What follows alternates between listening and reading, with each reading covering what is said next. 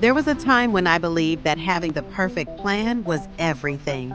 I'd map out every detail, forecast every scenario, and then wait until everything felt ready. But the Lean Startup by Ries flipped that thinking on its head. The biggest lesson: start before you're ready. Instead of perfecting a product or idea in isolation, get it into the hands of real people as fast as possible. That's the core of the lean startup mindset. Build, measure, learn. It sounds simple, but applying it changed how I approached everything. Take something personal. A few years ago, I wanted to start a side hustle: custom wellness planners. I spent weeks designing layouts, choosing paper stock, even thinking about packaging. But it wasn't until I created a simple digital version and posted it online, just a rough version, that I got real feedback. People liked the concept, but wanted something more customizable. That insight, I would have never gotten it had I waited for perfect. That's what Ries calls the minimum viable product, or MVP. It's not your final version, it's your test balloon. You launch it, not to impress people, but to learn from them.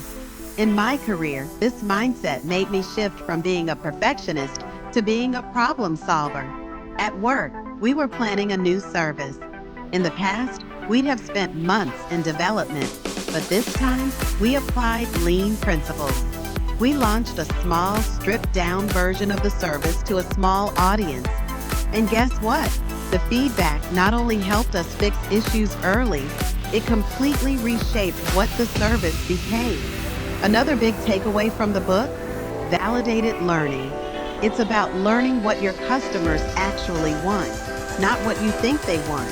And you only get that through real-world interaction. It's humbling.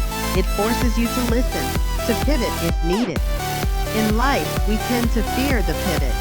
We think it means failure, but Ries reframes it. A pivot isn't giving up. It's adjusting based on what you've learned. When I left my old job to start my own consulting gig, I thought I had the niche nailed. But after a few months of crickets, I took a hard look at the feedback. I realized people weren't looking for what I offered. They wanted something adjacent.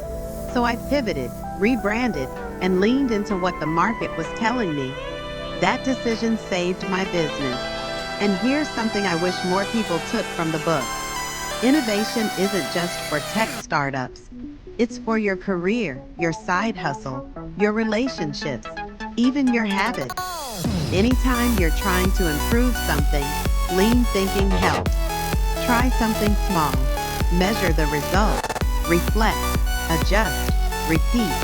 In a world that often praises bold leaps, the Lean Startup taught me the power of small experiments, of humility, of iteration.